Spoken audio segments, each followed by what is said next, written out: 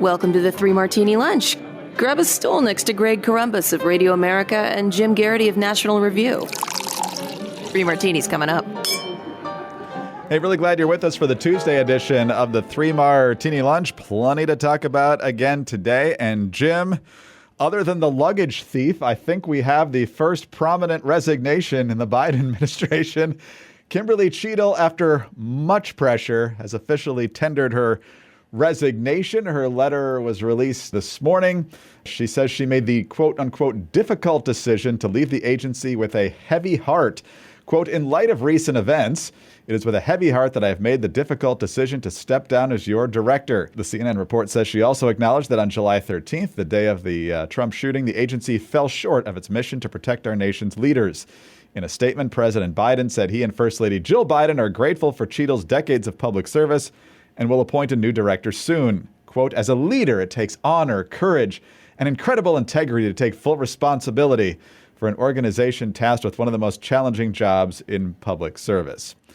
Okay, there's one big reason why she's out the door today, and it's her performance before the House Oversight Committee yesterday. We've got just a few clips of this, but you know when it's a bipartisan pile-on that you've really done a bad job, because usually if it's an administration figure, the lawmakers from the same party will do a little bit of defense. There are a few Democrats who decided to go after guns or attacking Republicans for suggesting Cheatle was a DEI hire and that sort of thing. But just on the basic facts, she offered nothing. Here's just several interactions right off the bat with the chair of the committee, James Comer. At any point Saturday, did the Secret Service have an agent on top of that roof? Sir, I'm sure as you can imagine that we are just 9 days out from this incident. Can you answer why the Secret Service didn't place a single agent on the roof? We are still looking into the advanced process and the decisions that were made. Okay. Did the Secret Service use any drones for surveillance that day?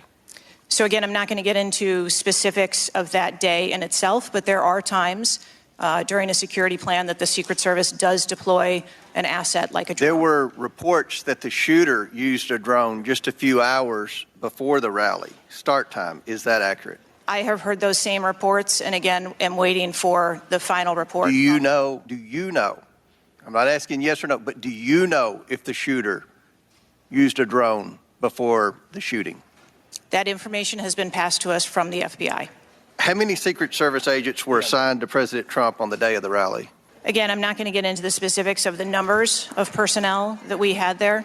We learned so much. And then another Republican, Lisa McClain of Michigan. I don't know if she's related to John McClain, but she might be after listening to her intensity here. When asked how many shell casings were on the roof, you referred to the FBI. When asked if there were explosives in the car, you referred to the FBI. When asked if Crooks was acting alone, you referred to the FBI. See a common theme here? I can go on and on. My question is, who at the FBI should I speak with? Wait for it. The FBI is responsible for the criminal Is there a name? I'm not certain. I'm not certain. All right, here we go. I'm not certain. I don't know. Let me ask a different question. Have you been in communication with the FBI? Yes, I have. With whom? I speak with the director and the deputy director. Okay. And what have they shared with you about this investigation? So I'll give you an opportunity to answer again. Did they share with you how many shell casings were on the roof? They have shared with me the Did they share with you how many shell casing were on the roof? Yes. Okay. How many were there? I would refer to the FBI for how their investigation. Many were there? And their information that they need to share in their investigation. It got so bad that this was Florida Democrat Jared Moskowitz. Did you happen to catch the hearing many months ago in education where there were a bunch of university presidents and Elise Stefanik asked a very easy question and couldn't get an answer? Did you see that hearing? No, I don't think I did. Okay, well, let me tell you, it didn't go well, and the short end of that story was those university professors all resigned. They're gone. That's how this is going for you. This is where this is headed.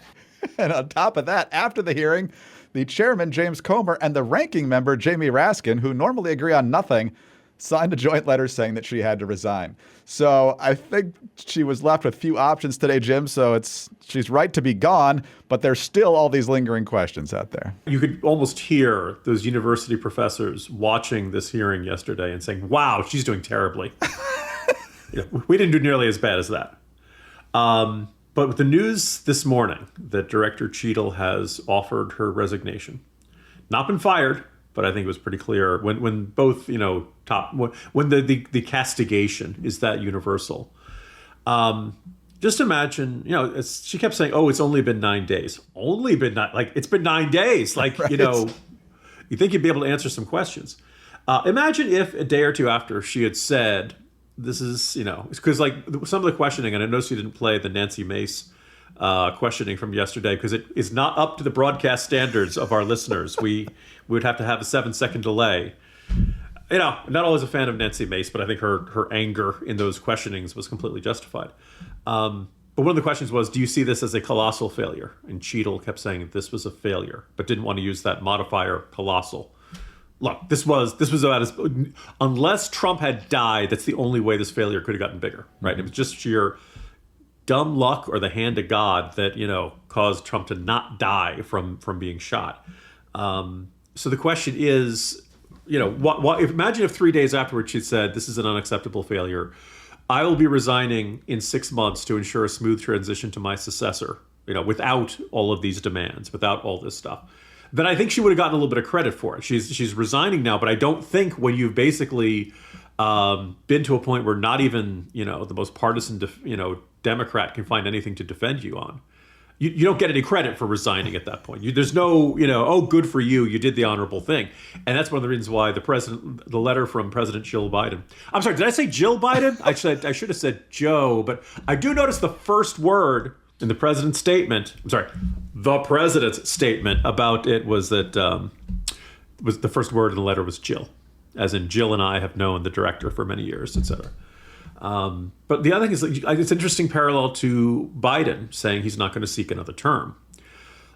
Ideally, or after the 2022 midterms, Biden would have said, folks, it's been my greatest honor to be your president, but I probably won't be able to do this at age 86. So this is going to be a one term. I'm passing it off to Kamala. Democrats, you can have a real primary. And I think a lot of people would have said, good for you, Joe Biden, for doing that. If after the debate, and I mean within a couple of days of the debate, Biden had said, folks, clearly I'm not the guy I used to be. I'm slowing down. And I feel like I have enough in me to continue being president. There's enough gas in the tank until January. But yeah, I see I can't do this, for another 4 years. I think then he would have gotten the hosannas to him we heard yesterday would have meant a little bit more. He voluntarily gave up the nomination after he'd had it ripped out of his hands. The New York Post reports that apparently there were threats of inciting the 25th Amendment. God knows if that's true, but that definitely feels something changed in the last 24, between Saturday and Sunday, because the message up until then has been, I'm going to be the nominee come hell or high water. And then all of a sudden it's like in a letter, we still haven't heard from him. We got a short, we heard from him through a speakerphone, like Charlie from Charlie's Angels yesterday at the Biden campaign headquarters, which is becoming the Harris campaign headquarters. So again, Greg, I hope to never have a really colossal screw up. If I do, I hope I have the good sense to not try to, I can Ralph Northam this thing. I'm going to stick around and hope that people forget about it. Not this Bill Clinton. I'm going to refuse to leave, and hopefully the country will move on. There was no way the country was going to say, you screwed up, and the president, presidential candidate and former president nearly died, but no big deal. There was just no way. The only way Cheatle could have actually, managed to keep this job is if she had come yesterday prepared with lots of answers, more information rather than you had to look like you weren't stonewalling. You had to look like you weren't making excuses. And when Nancy Mace says, was this a colossal failure? The correct answer is yes. I'm quoting Ghostbusters. If someone asks if you're a god, you say yes. Was this a colossal failure? Yes. And at the very minimum say, I think the FBI director is the right person to answer that question. Not call the main switchboard. Somebody over there's got to know. Just is really not the answer you want to do. So this is like a good martini, but it's the minimal good martini, because it means you can't have failure after failure after failure after failure and then absolutely botch your hearing where you're supposed to give answers about it and still keep your job.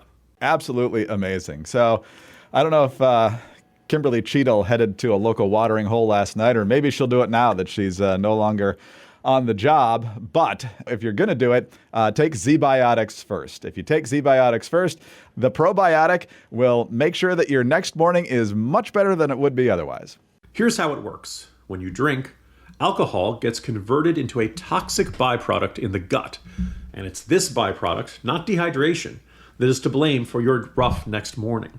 Z-Biotics produces an enzyme that breaks this byproduct down. So just remember to make Z-Biotics your first drink of the night. Drink responsibly, as always, and you will feel your best the next morning.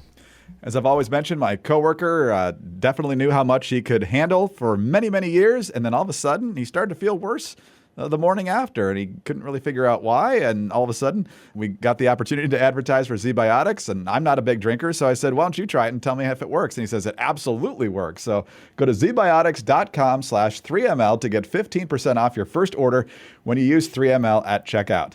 Z-Biotics is backed with a 100% money-back guarantee, so if you're unsatisfied for any reason, they'll refund your money, no questions asked.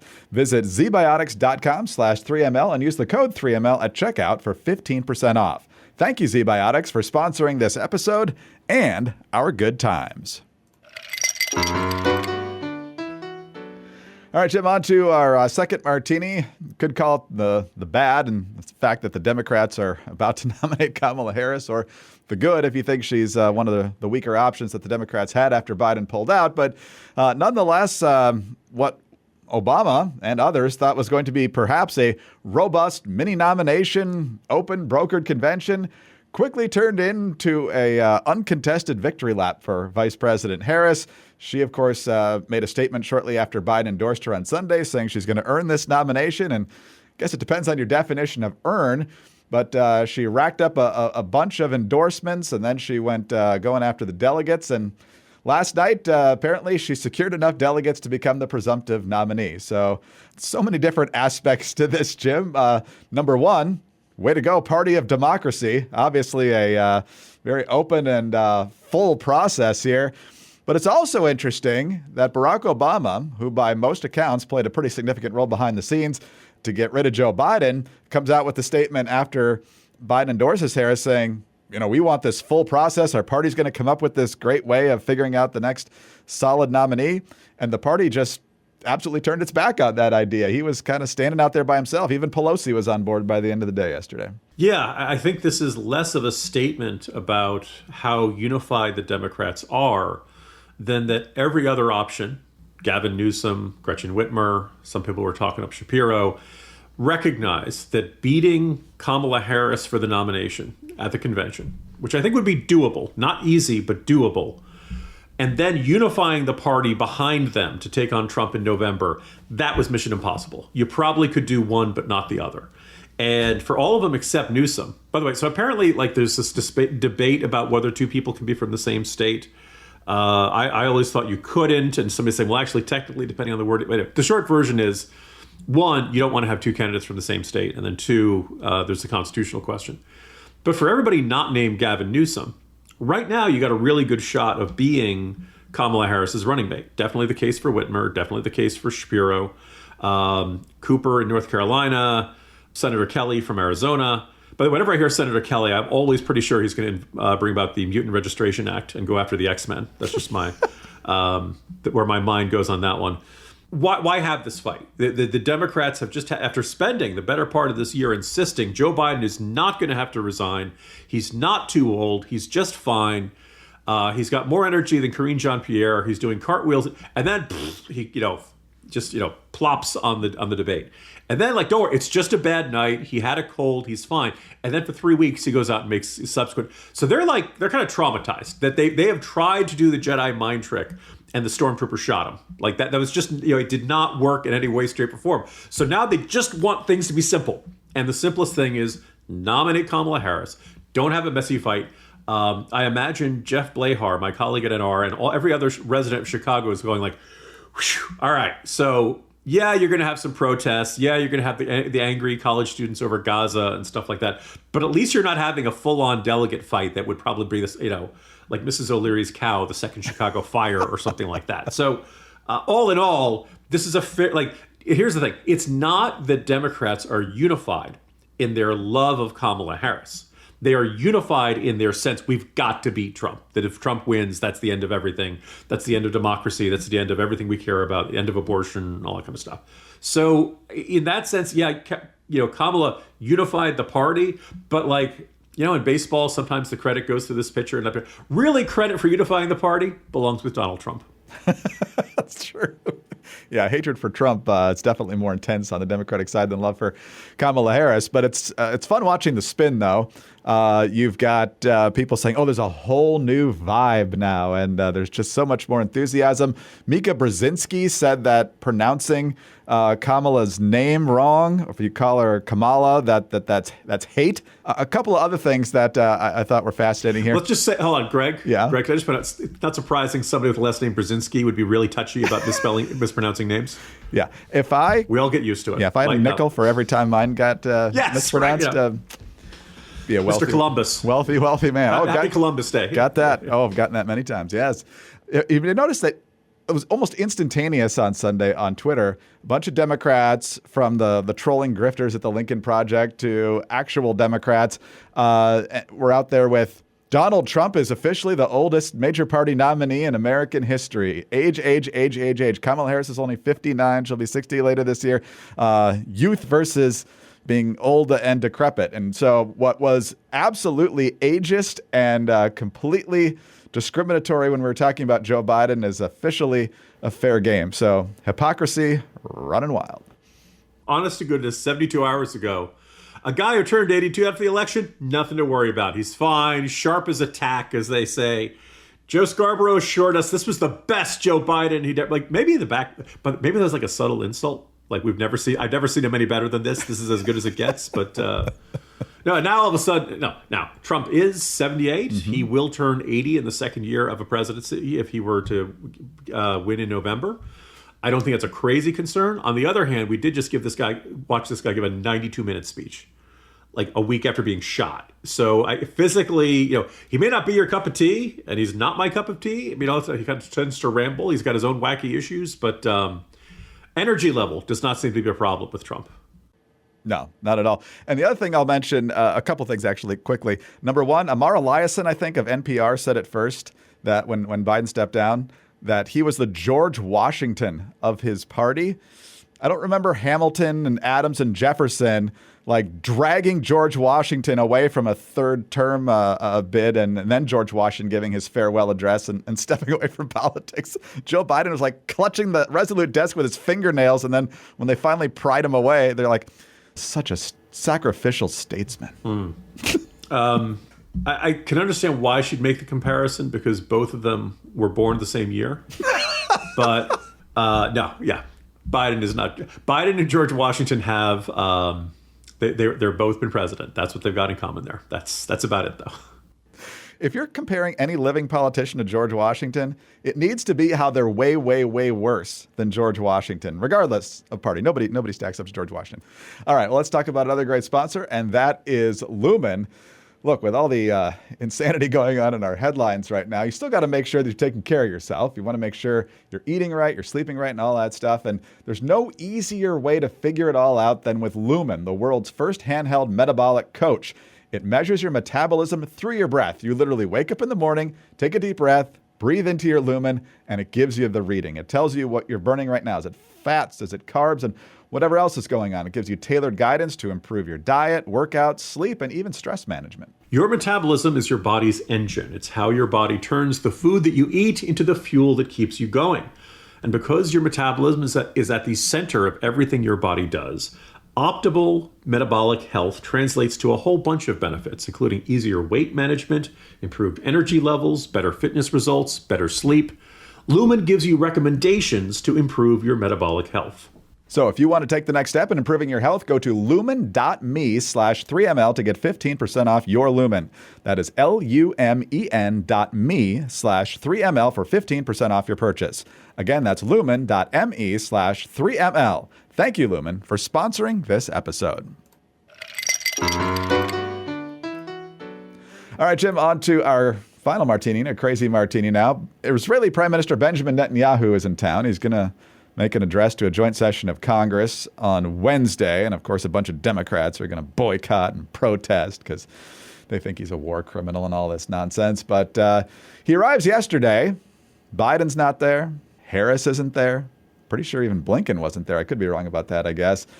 Now, as Jazz Shah points out over at Hot Air, Biden technically still has COVID, although I think I just saw that he's supposed to address the nation Wednesday evening about his decision not to run. But Harris, I guess, too busy trying to arm twist delegates to get on board right away, and then getting up to Delaware for the pep rally with Joe on speakerphone yesterday to bother to meet the prime minister at the airport. And now it's apparent that neither of them at this point is going to meet with him while he's here. Special relationship. What was it? Shoulder to shoulder? We're fighting back in October? Yeah. Now, obviously, in light of the fact that a significant chunk of the Democratic grassroots and progressive lefty, activist types hate Israel, loathe it with the passion of 1,000 suns going supernova, that there was always going to be a certain political risk for a Democratic president greeting Netanyahu in a way that there just wouldn't be for a Republican nominee or a Republican president. And Trump is trying to figure out a way to, how can I meet with Bibi while he's here? I don't know if it's going to happen, but if you're a Republican, you want that meeting. And I think if you're Netanyahu, you want that meeting because you want to, work on that relationship with a guy who's got probably no less than a 50-50 shot of being the next president. Another observation about this, and this kind of comes in light of, Biden's schedule, not just before this past weekend and the COVID, the fact that he was often described as only working from 10 to 4. It's tough to run for president and run the country at the same time. Every incumbent first-term president looking for a second term has some degree of tension of how do you squeeze it all into the regular schedule. And obviously Biden can't operate on a normal president's schedule. That said, with Biden still resting from COVID, but by the way, the statements from his doctor keep insisting that his symptoms from COVID are minimal. When he called into Harris yesterday, it didn't sound all that different from the Biden we'd heard before his COVID diagnosis. So there's something weird going on here. But the fact that Biden apparently couldn't, is not able to do that, the fact that Harris isn't able to do that, who's running the government right now? Who's able to do this? And, it just kind of has this feeling of we have a president with a very limited bandwidth. And we have a vice president who now suddenly has to be, like the backup quarterback jogging in from the sideline, has to be running for president now. And as we all know, that's practically a full-time job as is. Who's in the executive branch? Who's doing this? At minimum, could Jeff Zients, the White House chief of staff, could the prime minister at least go and meet Netanyahu? So apparently it's too much to ask. Or Jill. Yeah. Oh, exactly. Right. Honest to goodness, this is where the first lady would come in handy. Oh, man. Yeah, I also heard that if you ever make fun of Kamala's laugh during this campaign, it means you're a sexist. So get ready for all the things. Jim, have a great Tuesday. We'll do this again on Wednesday. It's already been a long week, Greg. See you tomorrow. Jim Garrity, National Review. I'm Greg Corombos of Radio America. Thanks so much for being with us today. Do subscribe to the podcast if you don't already. Tell your friends about us as well. We'd love to have them listening. Thanks also for your 5-star ratings and your kind reviews. Get us on your home devices. All you have to say, play 3 Martini Lunch podcast. Follow us on X. He's at Jim Garrity. I'm at Dateline_DC. Have a great Tuesday, and please join us again on Wednesday for the next 3 Martini Lunch.